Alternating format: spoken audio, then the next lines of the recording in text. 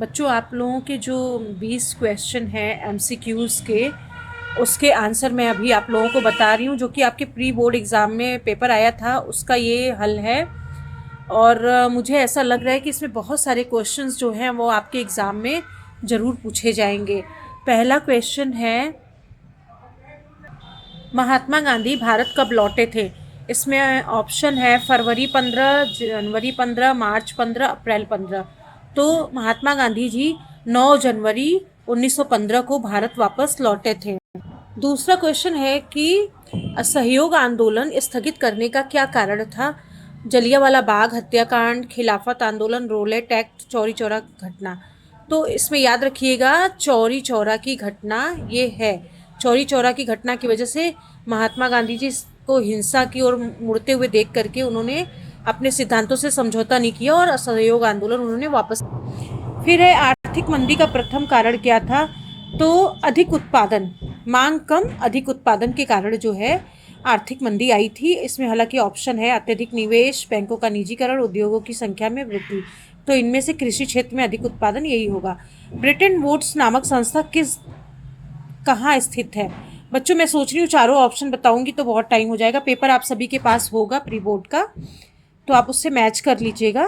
तो Bretton Woods नामक जो संस्था है वो अमेरिका में है, संयुक्त राज्य अमेरिका। प्रथम 16वीं सदी के प्रिंटिंग प्रेस भारत में किस राज्य में आया?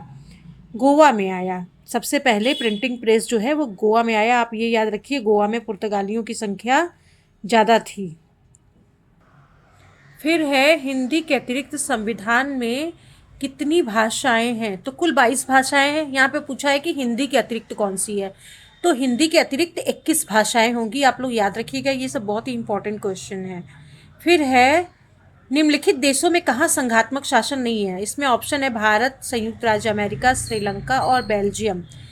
तो भारत, संयुक्त राज्य अमेरिका और श्रीलंका में संघात्मक व्यवस्था है, यानी कि दोहरी शासन प्रणाली है, जबकि बेल्जियम में ऐसा नहीं है। तो इसका राइट आंसर होगा बेल्जियम। लोकतांत्रिक शासन व्यवस्था अन्य व्यवस्थाओं से अच्छी है क्योंकि यह पारदर्शी है, व्यक्ति की गरिमा को बढ़ावा देती है। तो इसमें ऑप्शन आपका हो जाएगा तीसरा वाला, ए और बी दोनों। पारदर्शी है ना, हम लोकतंत्र में हर चीज़ का जवाब मांग सकते हैं। भारत में कितने राष्ट्रीय राजनीतिक दल हैं? तो भारत में पहले 7 राष्ट्रीय राजनीतिक दल थे, लेकिन अभी जो है वर्तमान में 6 हो गए हैं। सांप्रदायिकता किसके लिए हानिकारक है? अल्पसंख्यक, बहुसंख्यक या दोनों, या इनमें से कोई नहीं? तो सांप्रदायिकता जो है सबके लिए हानिकारक है, यानी अल्पसंख्यक और बहुसंख्यक दोनों इसमें आ जाएंगे, यानी सी ऑप्शन आपका है। फिर है क्वेश्चन आपका, जून 1992 में प्रथम अंतर्राष्ट्रीय पृथ्वी सम्मेलन किस शहर में हुआ था? तो ये आपका हो जाएगा रियो डी जेनेरो, ब्राज़ील। यानी कि ब्राज़ील में कौन सी जगह है? रियो डी जेनेरो, जहाँ की पृथ्वी सम्मेलन हुआ था। और पृथ्वी सम्मेलन को आप लोग एक बार पढ़ भी लीजिएगा, क्योंकि ये बहुत ही पर्यावरण के दृष्टिकोण से ये सबमिट जो है बहुत ही इम्पॉर्टेंट है। बच्चों, 12 नंबर क्वेश्चन है, मृदा निर्माण भारी मात्रा से अत्यधिक निक्षालन के फलस्वरूप होता है। तो इसमें मिट्टियों के प्रकार दिया हुआ है, लाल, पीली मृदा, काली मृदा, लैटेराइट मृदा, मरुस्थली मृदा। तो इसमें आपका हो जाएगा लाल और पीली मृदा। आंसर है लाल और पीली मिट्टी, मृदा यानी मिट्टी। प्रोजेक्ट टाइगर की शुरुआत किस वर्ष हुई? प्रोजेक्ट टाइगर की शुरुआत हुई है 1973 में। राइट आंसर होगा 1973। ऑप्शन में 70, 72, 71 भी है। निम्नलिखित में से कौन सा राज्य सरदार सरोवर परियोजना से नहीं जुड़ा है? तो बच्चों यहाँ पे थोड़ा सा ध्यान दीजिएगा, नहीं जुड़ा है उसको भी याद रखिएगा, और उसके अलावा जो है वो जुड़े हैं। तो क्वेश्चन को उल्टा करके भी पूछ सकता है ना।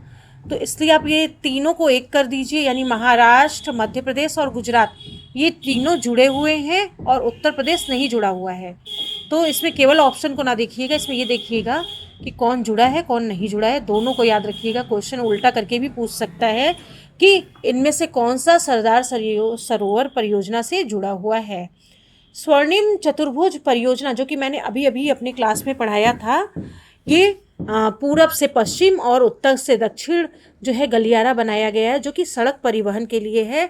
और ये जो मेन सड़कें हैं नेशनल हाईवेज को अन्य लोकल सड़कों से जोड़ने का काम करती है। भारत में 1,000 रुपये के करेंसी नोटों को किस वर्ष अमान्य घोषित किया गया था? तो ये किया गया है 1916 में।